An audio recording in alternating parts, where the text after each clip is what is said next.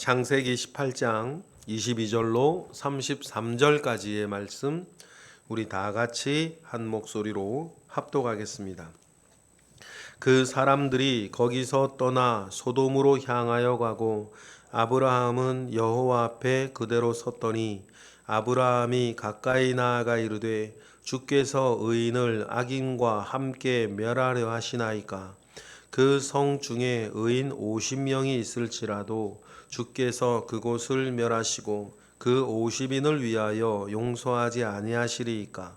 주께서 이같이 하사 의인을 악인과 함께 죽이심은 부당하오며 의인과 악인을 같이 하심도 부당하니이다. 세상을 심판하시는 이가 정의를 행하실 것이 아니니이까.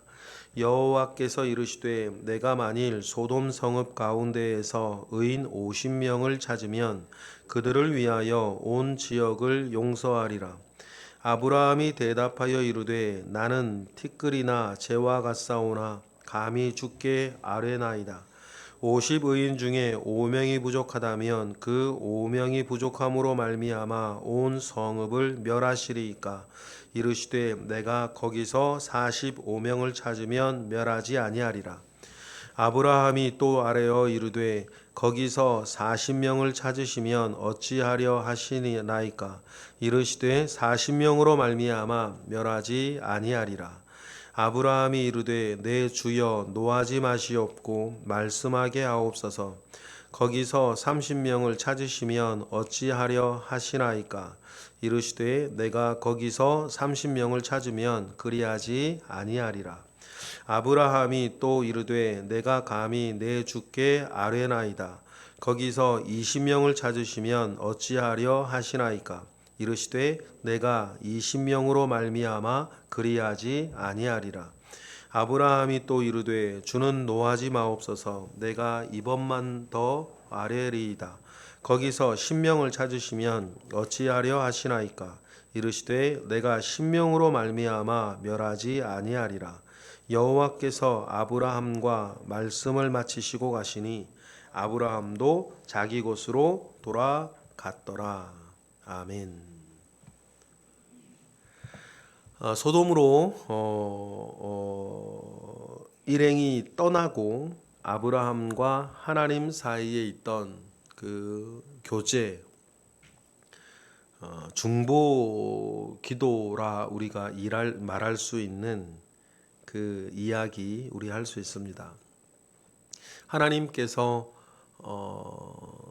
마중 나오는 아브라함을 보시고 내가 할 일을 너에게 어찌 숨기겠느냐라고 말하시면서 소돔의 이야기를 하시고 그 소돔의 이야기를 듣고 하나님의 숨은 의도이기도 하고 될성 싶은 나무 떡잎 보면 알아본다고 소돔의 이야기에 그 롯을 구해야 했던 아브라함은 바로 제사장과 같이 하나님과 롯 사이, 크게는 하나님과 소돔 사이의 제사장이 되어서 그들의 죄를 용서받게 하기 위해서 애를 쓰는 모습입니다.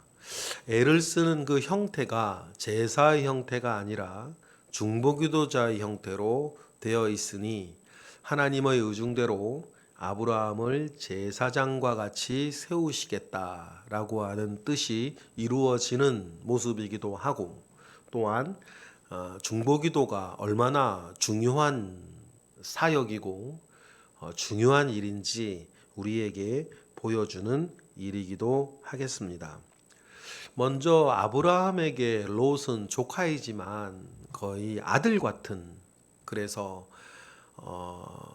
왕들에게 전쟁에 져서 소돔성의 사람들이 사로잡혀 갔을 때에도 목숨을 걸고 쫓아가서 롯을 구해오는, 그때도 아브라함은 왕으로서 세워진 사람처럼 전쟁을 하여서 자기 백성을 구해오는 왕과 같은 역할을 하는 거 있었고, 그럴 만큼 아브라함에게 롯은 아들 같은 사람이었습니다. 형으로 보이는 하란의 아들이었고 아버지인 하란이 죽자 롯은 마치 아브라함을 아버지처럼 따라서 하란에서부터 가나안까지 쫓아온 그 사람이니 육적인 방법으로 롯을 한번 구해내었던 아브라함은 이제는 영적인 방법으로 중보기도라고 하는 영적인 방법으로 롯을 구해내기 위해서 애를 쓰는 중보기도자, 그리고 하나님이 세우시는 그 제사장과 같이 서 있는 것입니다. 여러분, 제가 여러 차례 강조를 하던 부분이기도 하지만 중보기도자는 누군가에게는 마지막 희망이 되어주는 사람입니다. 자기 힘으로는 하나님께 나아갈 수 없고 자기 믿음으로는 하나님께 기도할 수 없는 사람에게 그를 대신하여 하나님 아버지 앞에 기도하는 중보기도자는 그 사람에게는 마지막 희망 아닙니까? 여러분, 나마저도 그의 이름을 들고 하나님 아버지 앞에 기도하지 않는다면 어쩌면 이 세상에는 그를 위하여 기도하는 사람이 아무도 없을지도 모릅니다. 하나님 아버지 앞에 그를 위해 기도하고 그의 이름을 되뇌어주는 사람이 단 한 명도 없다면 여러분, 그것은 하나님 아버지 앞에서 저주받은 것입니다. 그래서 하나님은 여러 성경에서 내가 쉬지 못하도록 기도하라 그랬고 그 이름을 내게 늘 들려 기억하게 하라고 하나님은 늘 우리에게 말씀하셨고, 성 무너진 데를 올라서지 아니하는 자는 사막의 여우같이 몹쓸 자라고 하나님은 늘 이야기하셨습니다. 그만큼 우리에게 성 무너진 곳에 올라가 중보하라고 늘 그러셨고, 지금은 롯이 무너진 곳이 되었고 아브라함은 무너진 성에 올라가 지금 기도하는 모양을 우리에게 본으로 보여주고 있으니, 우리도 우리 속에 소중하다고 생각하는 것들, 우리 속에 소중하다고 생각되어지는 사람을 위해서 늘 기도하는 것을 멈추지 아니하고 기도하는 죄를 멈추는 일이 없도록 힘쓰고 애쓰는 우리 모두가 되기를 주님의 이름으로 축복합니다. 그러한 이야기를 시작하면서 아브라함이 여호와 앞에 그대로 서서 말을 합니다. 22절 읽어보겠습니다. 시작. 그 사람들이 떠나 소돔으로 향하여 가고 아브라함은 여호와 앞에 그대로 섰다라고 이야기를 합니다. 이제 할 일이 있다는 거죠. 아브라함의 일이 있습니다. 그리고 어찌 보면 간절하게, 어찌 보면 또 무례하게 여러분, 아브라함이 하나님 앞에 마치 따지듯이 이야기를 합니다. 23절입니다. 시작. 아브라함이 가까이 나아가 이르되 주께서 의인을 악인과 함께 멸하려 하시나이까. 마치 제사장과 같이 세워져서 이제 시작을 하는 거죠. 구동을 합니다. 제사장과 같이 세워져서 롯을 위해 또한 소돔을 위해 중보하는 그 아브라함입니다. 그리고는 기도를 시작하지요. 24절입니다. 시작. 그 성 중에 의인 50명이 있을지라도 주께서 그곳을 멸하시고 그 50 의인을 위하여 용서하지 아니하시리까라고 소돔성을 이제 멸하려 하시는 하나님을 가로막아 섭니다. 이때 아브라함의 모습은 모세오경을 처음 쓰고 있는 모세에게 큰 본이 되어졌을 것입니다. 그래서 금송아지 사건 때에 생명책에서 내 이름을 제하여 달라고 매달리면서까지 이스라엘을 향하여서 중보하고 하나님의 심판을 가로막아서던 모세의 그 모습과 비슷하지 않습니까? 아마 모세에게 오늘 본문의 아브라함은 큰 본이 되었고, 내가 소중하게 지켜야 할 것들에 대해서 내가 이렇게 무례를 무릅쓰고 목숨을 무릅쓰고 하나님 아버지 앞에 중보기도자로 막아서야 되겠다라고 하는 마음을 가지게 됐을 것입니다. 여기서 50명부터 아브라함이 시작한 이유가 뭘까? 그 생각을 조금 해봤습니다. 어제 이제 저녁을 먹다가 EBS 뭐 세계 기행 프로그램에 네팔이 나오는데 그 네팔의 총 가구 수가 많을 때는 85가구, 지금은 도시로 많이 떠나서 55가구 이런 얘기를 해요. 여러분 시골 마을 생각하면 되시는데 현대 사회에서도 시골에 가면 마을의 가구 수가 사실 그렇게 많지 않습니다. 크지 않아요. 여러분 고향 생각해 보시면 예를 뭐 정해 보시면 되죠. 55가구, 많을 땐 180가구였다. 뭐 이런 얘기하면서 지금은 많이 도시로 떠나서 몇 가구 이야기를 하는데 50명이라 그러면 가장을 중심으로 계산을 하면 50명이라고 하면 보통 고대 근동에서도 성읍을 이루는 도시 인구 절반을 말해요. 50명이. 그러니까 아브라함이 50명을 지금 말하는 것은 소돔성의 그 당시의 인구가 얼마나 되는 줄은 잘 알 수 없는데 자유민의 가장인 가구 수를 우리가 생각을 했을 때 성경에서 한 성읍의 그 가구 수를 이야기할 때 100명을 이야기하는 경우가 미가서에도 그렇고 뭐 이렇게 많이 나온단 말이죠. 그러니까 보통 구약의 유대인의 정서상 50명 그러면 그 성읍의 인구 절반을 말해요. 물론 남자 자유인 가장을 말하는 것입니다. 그러니까 아브라함은 50명부터 생각을 하는 것이 그 성이 아무리 악한 성이라 하더라도 의인이 절반이 있다면 그 절반 의인을 나머지 절반 때문에 죽이려고 하시나이까 그렇게 이야기하고 있는 것일 수 있어요. 그러면 아브라함이 알기에 우리가 잘 모르지만 확실치 않지만 아브라함이 알기에 소돔성의 자유민 인구가 100명 정도일 수도 있어요. 잘 아는 건 그 도시일 거니까 롯도 살고 있고. 그래서 50명부터 시작을 합니다. 그리고 좀 전에 말씀드렸던 것처럼 그렇게 시작을 하면서 한편으론 무례하고 한편으론 간절하게 그곳에 있는 롯을 살리기 위해서 25절처럼 이야기를 하는 거죠. 25절 읽어보겠습니다. 시작. 주께서 이같이 하사 의인을 악인과 함께 죽이심은 부당하오며 의인과 악인을 같이 하심도 부당하니이다. 세상을 심판하시는 이가 정의를 행하실 것이 아니니까. 세상을 심판하실 이가 정의를 행하실 것이 아니니까 라고 따지듯이 의인 50이 있는데 나머지 죄인 50 때문에 의인 50을 이제 아브라함의 수사법이죠. 당연히 아닌 이야기를 5대 5인데 하나님이 죽이시는 건 5대 5인데 이건 아니지 않습니까? 이렇게 따져요.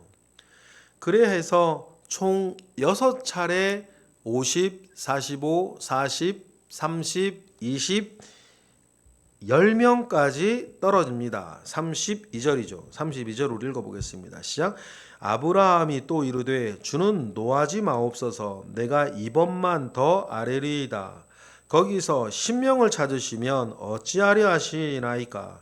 이르시되 내가 10명으로 말미암아 멸하지 아니하리라. 총 6차례의 밀당 끝에 10명으로까지 떨어집니다. 그런데 10명까지 떨어지니까 33절 하나님도 그냥 가시고 아브라함도 더 이상 말하질 않아요. 33절 시작. 여호와께서 아브라함과 말씀을 마치시고 가시니 아브라함도 자기 곳으로 돌아갔더라. 4명까지 하면 어땠을까요? 왜냐하면 롯을 구원하는 것이 사실상의 목적이니까 롯과 아내와 두 딸들까지 해서 4명까지 왜 떨어뜨리지 않았을까? 왜 10명에서 그만하면 됐다 싶은 마음이셨는지 하나님도 가시고 아브라함도 더 말하지 않았을까? 롯을 정말 살리고 싶으면 4명까지는 가도 되지 않을까? 그런 생각을 해볼 수 있지요. 왜 10명에서 이 정도면 됐다라고 합의가 이루어졌을까? 이렇게 우리가 생각을 해볼 수가 있어요. 구약과 유대인의 전통에 이런 것이 있습니다. 나중에 이제 남유다가 멸망을 당하고 바벨론 제국이 흩어져 살 때부터 지금까지 이 전통이 하나 있는데, 성인 남자 10명이 모이면 회당을 만들 수 있습니다. 유대인의 회당을 만들 수 있어요. 이 말은 결국 거슬러 올라가면 무슨 뜻이냐면 10명은 어느 곳에서라도 의로운 공동체를 만들어낼 수 있는 최소 단위라고 유대인들은 생각하고 있어요. 그러니 좀 전에 말씀드렸던 것처럼 10명이 모이면 10명만 모이면 유대인들은 회당을 만들 수 있는 자격을 부여한다는 것이 그 의미거든요. 어느 도시에 샌프란시스코든 서울이든 어디든 성동구든 유대인 10명이 모이면 수나고게 회당을 만들 수 있어요. 그러니까 유대인의 의식 속에는 10명은 어떤 곳, 어떤 시대, 어떤 사람들 속에서도 선한 영향력을 끼칠 수 있는 공동체를 이루는 최소단이라고 하는 그 마음이 유대인에게 있는 것 같고, 뭐 성경에 그렇다란 말은 없으니까 유대인의 어떤 정서나 여러 가지 생활 습관들을 통해서 추론해 보는 거죠. 그러면 10명을 최소단이라고 생각하는 유대인의 생각에는 하나님의 마음도 그것이 있는 거예요. 그래서 인구의 절반에서부터 시작해서 소돔성을 계속 희망을 키워갈 수 있는, 왜냐하면 선한 영향력을 계속 소돔성에 끼칠 수 있는 최소 단위 10명의 공동체가 있으면 지금의 소돔이 어떤 모양으로 있다 하더라도 계속 선한 영향력을 끼쳐서 변화시킬 수 있는, 바꾸어낼 수 있는 그런 희망이 10명 단위는 되어야 한다라고 하는 것이 하나님의 생각이고 아브라함의 생각이었던 것으로 보여요. 그래서 50명으로 시작하여서 10명에서 협상이라 그럴까요? 이 협의가 마무리되어진 데는 그런 이유가 있는 것입니다. 그런데 이 모든 얘기 속에서 하나님의 마음으로 우리가 들어가 봤으면 좋겠어요. 일단 하나님께서 아브라함의 청을 들어주신 거에는 하나님도 그 악한 성 소돔이라 하더라도 멸하고 싶지 않으신 거예요. 그렇죠? 멸하고 싶으셨으면 이런 협상, 협의 자체가 없는 겁니다. 그냥 하시는 거예요. 그러니 하나님의 원래 마음, 소돔성을 주님도 멸하고 싶지 않은 거예요. 하나님의 원래 마음, 그래서 그 많은 선지자들을 보냈던 거 아닙니까? 남유다를 멸망시키고 싶지 않으신 거예요. 하나님께서 예루살렘을 멸망시키지 않으시고 싶으신 것 아닙니까? 그래서 예수님께서 고난주간에 그렇게 열심히 예루살렘 성 사람들을 위해서 특히 화요일 날 그렇게 논쟁을 하루 종일 하셨던 거 아닙니까? 그리고 결국 아무도 듣지 않고 저녁에 우두커니 홀로 서 있던 예수님이 내가 지금 예루살렘을 떠나면 더 이상의 예루살렘 희망이 없는데, 나중에 논쟁 끝에 말이 상대가 안 되니까 나중에는 성경에 그렇게 나오죠. 예수님께 말을 거는 사람이 아무도 없다 그랬어요. 그리고 아무도 말 거는 사람이 없어서 예루살렘 성전에 우두커니 혼자 서 있던 예수님이 그 자리를 떠나지 못하고 얼마 동안일까요? 우두커니 혼자 서 계셨어요. 왜 혼자 서 계셨을까? 내가 지금 예루살렘을 떠나면 예루살렘에 더 이상 희망이 없는 거예요. 예루살렘을 멸하고 싶지 않으신 마음 아닙니까?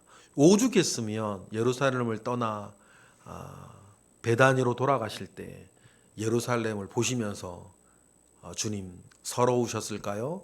안타까우셨을까요? 보시면서 우실 정도였단 말이에요. 여러분, 이것이 하나님의 마음 아닙니까? 지금도 심판이 재림이 왜 이렇게 늦어질까? 마지막 그 심판이 무려 2000년 동안 늦어지는 이유는 우리에게 그 시간 동안 회개하고 돌아오고 복음 전하라는 이야기이기도 하고, 그 말인즉슨 하나님의 본래 마음, 멸하고 싶지 않고 심판하고 싶어 하지 아니하시는 하나님의 그 마음을 우리가 첫 번째 읽어야 되겠고, 두 번째는 50명이면 만약에 5대 5라면 10명까지 떨어졌다는 사실 속에서 여러분 우리가 꼭 기억해야 됩니다. 소수의 의인이 다수의 악인보다 언제나 더 소중하다. 이게 하나님의 계산법이에요. 소수의 의인이 다수의 악인보다 언제나 더 소중해요. 지금도 그렇습니다. 우리나라 대한민국 안에서도 뭐 기독교인의 퍼센테이지율이 몇 퍼센트다, 몇 퍼센트다. 그 가운데에서 이단 빼고 실제적으로 정말 주님 사랑하고 잘 믿는 분들까지만 줄이면 퍼센테이지가 몇 퍼센트까지 떨어질는지는 모르겠습니다. 그러나 꼭 기억하셔야 돼요. 소수의 의인이 언제나 다수의 악인보다 훨씬 소중하다. 그러니 하나님께서도 의인 10명만 있어도 나머지 90명 악인을 살려주겠다고 하나님께서 말씀하시는 것입니다. 그러니 여러분, 우리가 누구인지 어떻게 살아야 하는지, 또 오늘 본문을 통해서 하나님의 마음을 우리가 엿보고, 또 아브라함과 같이 제사장, 왕 같은 제사장이요, 누군가를 위해 중보하는 중보기도자로 서서서 하나님의 마음과 함께 동행하시는 우리 모두가 되기를 주님의 이름으로 축복합니다. 기도하겠습니다. 할렐루야. 하나님 감사와 영광을 올려드립니다. 크신 은혜 가운데에 우리와 함께 하시고 크신 능력 가운데에 우리와 함께 하시옵소서. 하나님 아버지의 선하심이 늘 우리 가운데 있습니다. 하나님 아버지의 선하심에 승하여 우리도 늘 하나님과 동행하게 하시고, 여름날 얼음 냉수와 같이 하나님의 마음을 시원하게 해드리는 자로 살아가게 하시옵소서. 이 시간 드려지는 1000번째 예물들 가운데 주님 함께 하시고, 오늘도 새벽을 깨워 기도하는 이들 가운데 응답하시옵소서. 예수 그리스도의 이름으로 기도드렸나이다. 아멘.